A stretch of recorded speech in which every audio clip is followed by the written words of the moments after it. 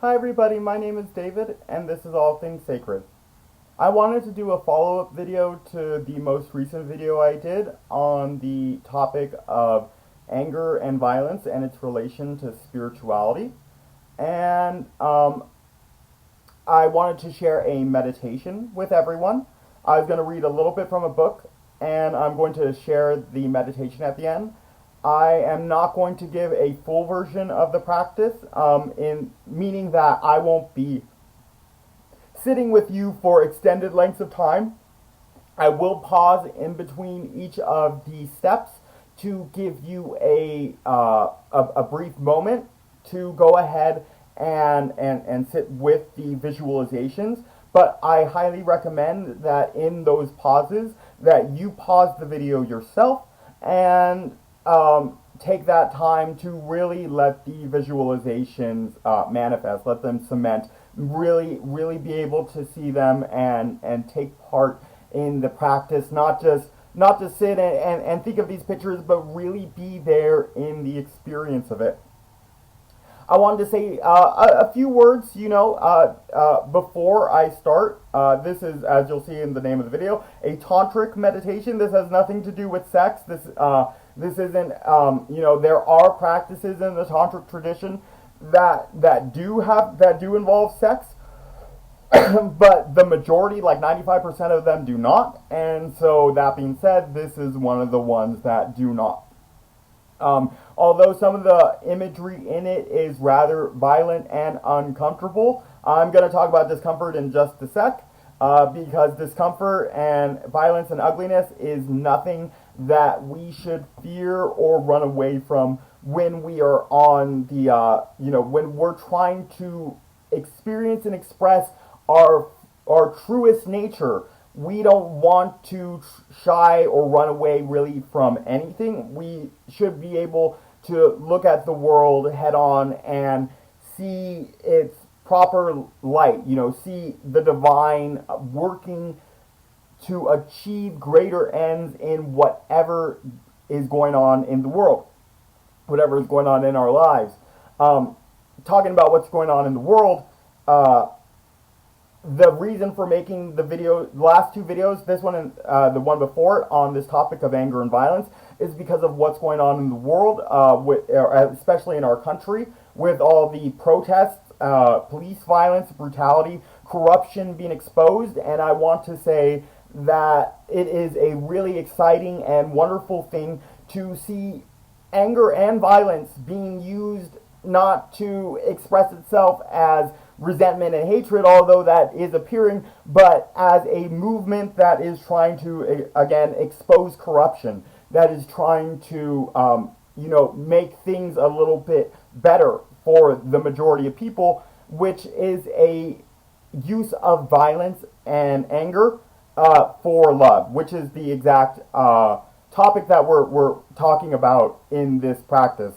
I won't say too much about how one transmutes violence into love, or what that really means, because he says it in his opening words before the meditation itself.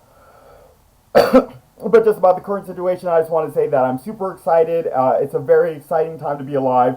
That if there were, that we will likely face more hardships in this coming year, but despite that, the individuals that are able to pull through it are going to see a brighter future, because when you expose corruption, you really start to expose the corruption in your own heart when it's done on a mass scale, and it's a really great thing to see. Again, I want to talk about a little bit, why does one want to look at their violence? Why does one want to look at their anger?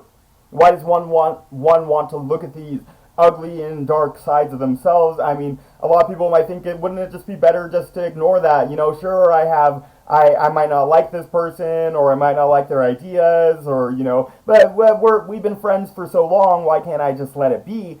And that's because when you do this, you really become a slave to your personality. whether you think that you're a kind person, a good person, a sweet person, whatever words you want to use to explain it, or you think you're a strong person, a violent person, an angry person, and you see those as kind of badges of yourself. If you hold either of those or anything in between true, you become a slave to that, because say you're in a situation where you're that nice person, but you're in a situation where being nice isn't really getting through, where you need to express the truth to someone because they're doing something that's harmful to themselves or others, and you're trying to do it in your normal nice fashion, but you aren't able to get through to them, and so you place the blame on them for not being able to hear you, when you have to take some of the responsibility too, because you need to be able to use your voice a little bit more strongly. Or on the other hand, say you're this angry person, this violent person who has a lot of strong thoughts, opinions about how the world should be, and or maybe you're very politically motivated, you're very politically charged, and you're interacting with someone who is on your enemy side. In your mind you see them as your enemy, and you're unable to find sympathy or love or compassion for them just because they are a symbol of what you despise in the world. Then you become a slave to that as well. We have to be fluid. We have to be open in our personality to really express our a more true version of who we are. Someone who's able to not just put on a mask for any situation, but a person who is able to really fit into any situation as they should. Just as the divine does. The divine finds its way into all things in life, right? This is All Things Sacred. That's the name of this channel. The divine finds itself in all places. So as a practitioner, as someone who's following the way to being, we should attempt to learn how to be in all situations as well. How to find our proper place. Sometimes that is it is leaving a situation, because it doesn't mean we need to be in all places at once, but if we find ourselves in any given situation, we should be able to act accordingly. And not be a slave to who it is that we believe ourselves to be. The reason I bring that all up is because that's what this practice is, that's what this meditation is. It involves a lot of looking at your own darkness, your own hatred, your own ugliness, your own thoughts of violence, your own expression of violence in your life, and really recognizing that as a part of you and learning what to do with that. Because to say that you don't have these aspects of yourself is ignorance. And he gives some great examples in the chapter that explain how you have these in you, and an easy way to recognize this.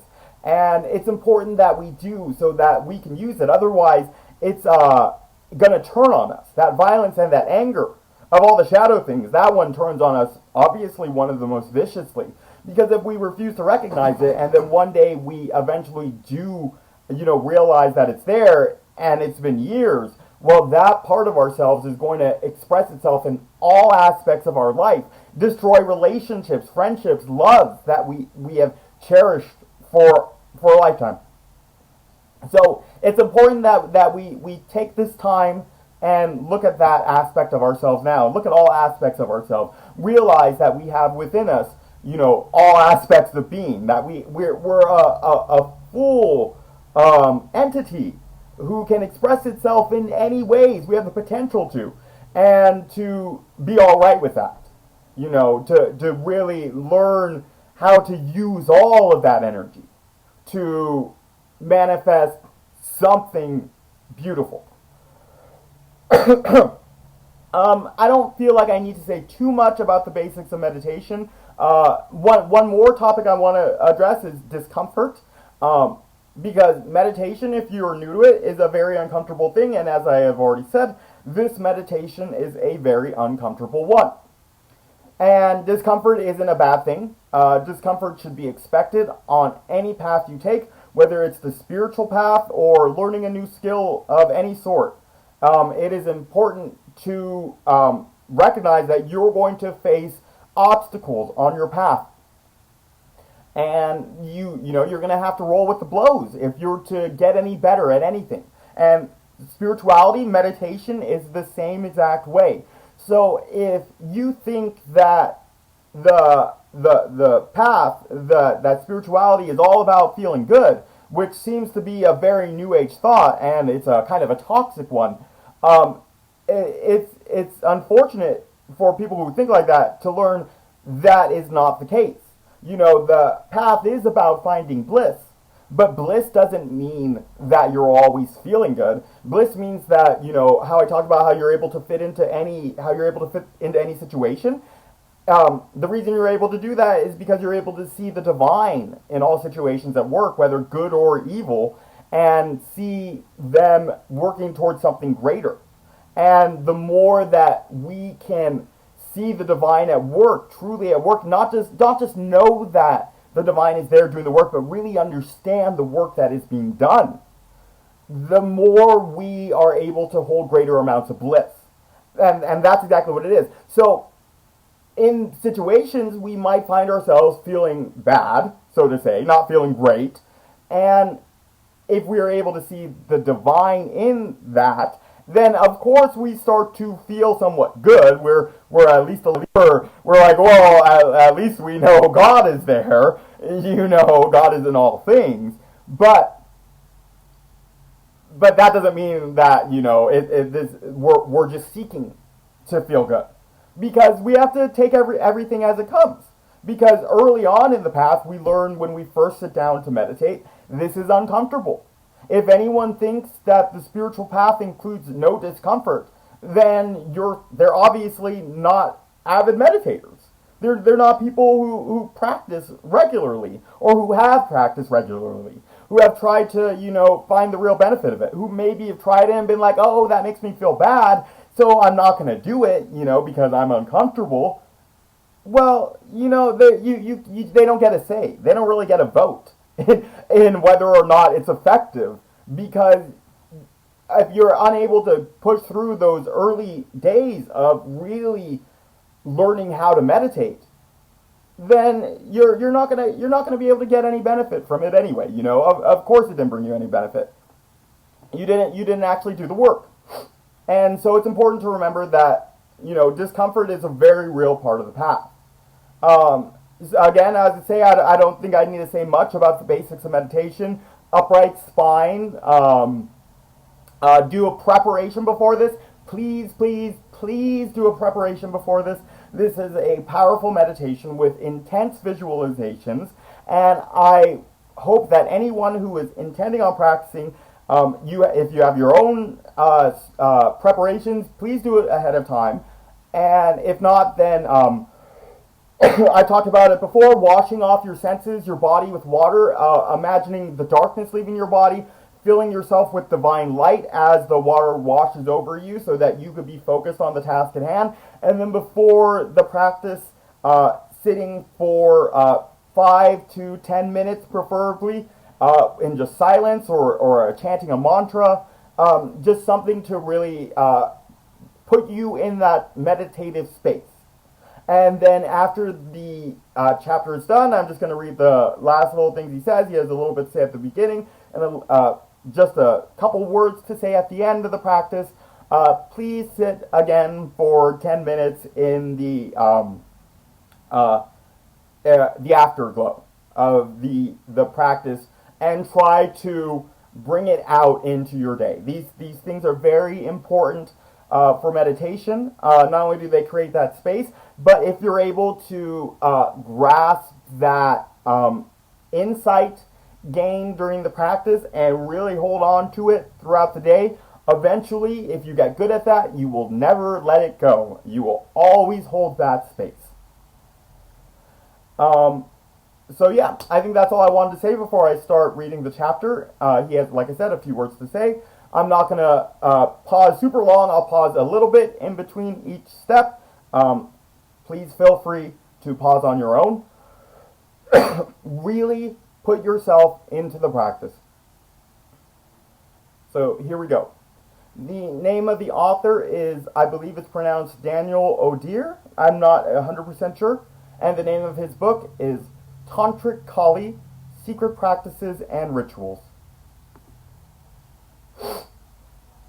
The name of the chapter is The Expression of Violence and Its Transmutation into Absolute Love. In this remarkable practice, there will not be any transmutation of violence until it is fully exercised. The practice will free the practitioner from the torrent that keeps being held onto, and that constitutes a real venom, poisoning human relations. Here, it is not a question of trying to change the violence into its opposite, which will only cover over the problem with an unrealistic dream that we could be full of love. Instead, it's a matter of giving full expression to a dynamic that social taboos always fail to repress: our violence. This is one of the constants in tantric thought. The solution to a problem lies in the problem. Moving outside it will not set things straight. On the contrary, you must have courage to penetrate the heart of darkness and stop constructing an idealized being who has all the trouble in the world coexisting with deeply human reality. To convince ourselves of this, we need only be aware of the number of times where in a conflict we have purely and simply imagined getting out of the conflict by wishing for the death of our opponent. If we were suddenly surrounded by all our dead, there would be a great number of bodies. In spite of that, we have not succeeded in eradicating our violence. Once in the Zen tradition in China, there was a master who began violently slapping his potential disciples right from the first interview. One disciple asked for the reason for this welcome. The master replied simply, "You know now that you are a violent being. Instinctively, you wished me dead. Starting there, we are going to be able to work together. You have seen your reality."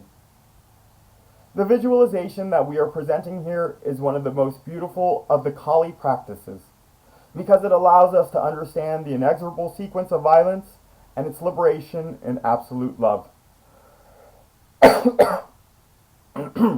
This is the practice. Kali in the dark forest.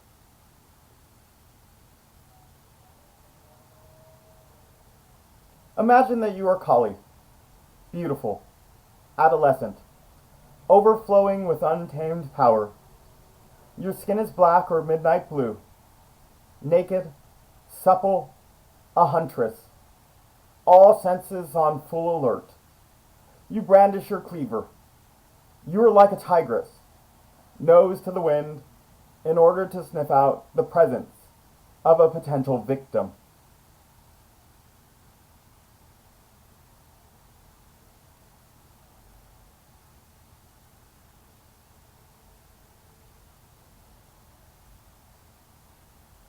You move through the dark forest with a light step, softly. When you begin to feel your untamed strength mounting, you stoke it to an incandescence by remembering, one after the other, all those people who have made you suffer in your life. They are going to appear in the forest, the cruelest ones first.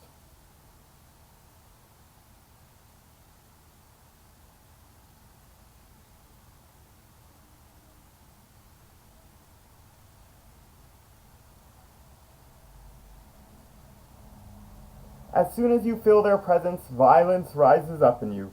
Your lips draw back, your power increases, and you run toward your first victim. When your victim sees you, she is stricken with panic. You savor the moment before cutting her to pieces. Each one of your victims merits individual treatment. Some you just slice in two. Others get chopped into tiny pieces.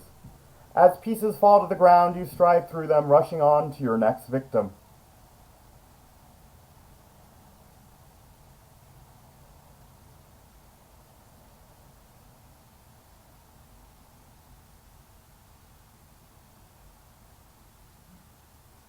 The more the trail of victims lengthens, the more your savagery explodes.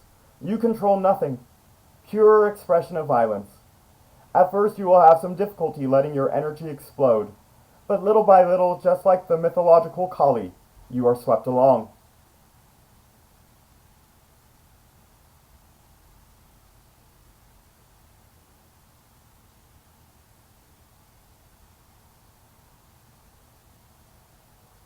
A moment will come when you have killed all those who hurt you, and you will feel the energy begin to swing back. At that moment, you leave the dark forest and discover a very beautiful valley.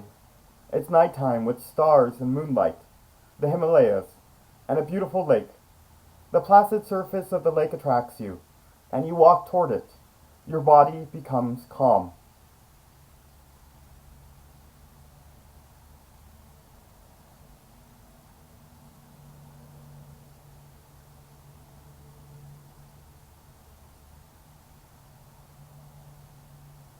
You arrive near the lake and, slipping into the cool water, all traces of blood are washed away. Sweetness overcomes you little by little. You drop your cleaver and begin to feel a deep relaxation in the muscles that were tensed in violence.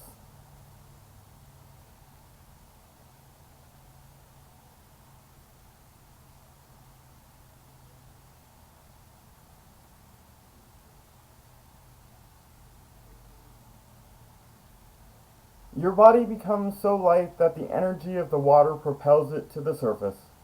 You float, arms and legs crossed, watching with deep happiness the crescent moon, the snowy peaks, the stars. Your breathing becomes soft and subtle. You are in harmony with earth and sky, water and space.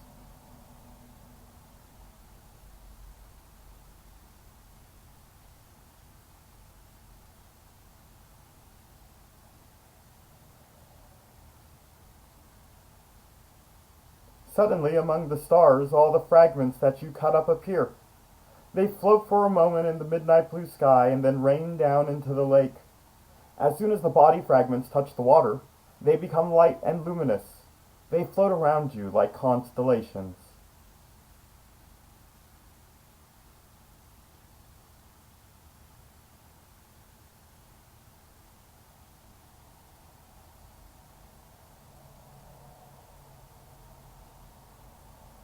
Little by little, the fragments come together and bodies reform.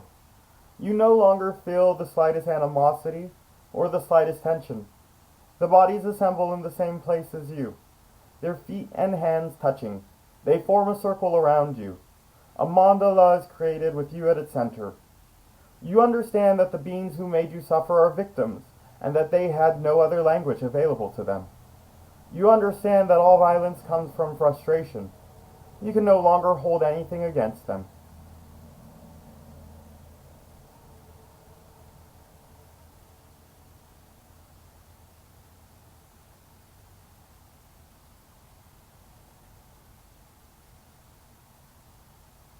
On the contrary, such a force of love circulates between you and them that umbilical cords spring out of your navel and attach you to the navel of each person in the first circle. You nourish them with your love and knock down the transmission of violence. There is not even forgiveness, just understanding of the chain of violence that you have just broken. You have become the Kali of infinite love.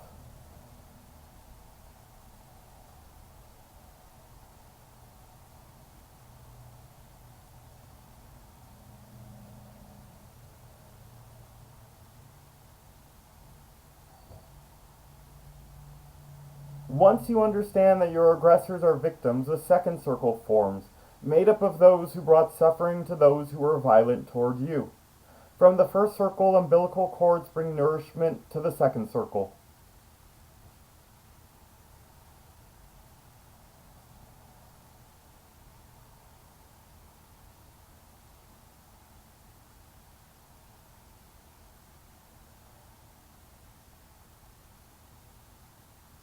More circles form. In this way you can create 5 of them in a magnificent mandala that floats in the midnight blue sky. The chain of violence is broken.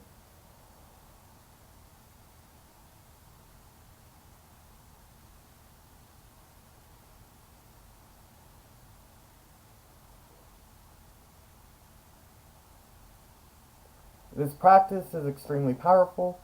Little by little, it eradicates our most violent instincts. I hope you all have a good night. Take care, and I will talk to you again soon.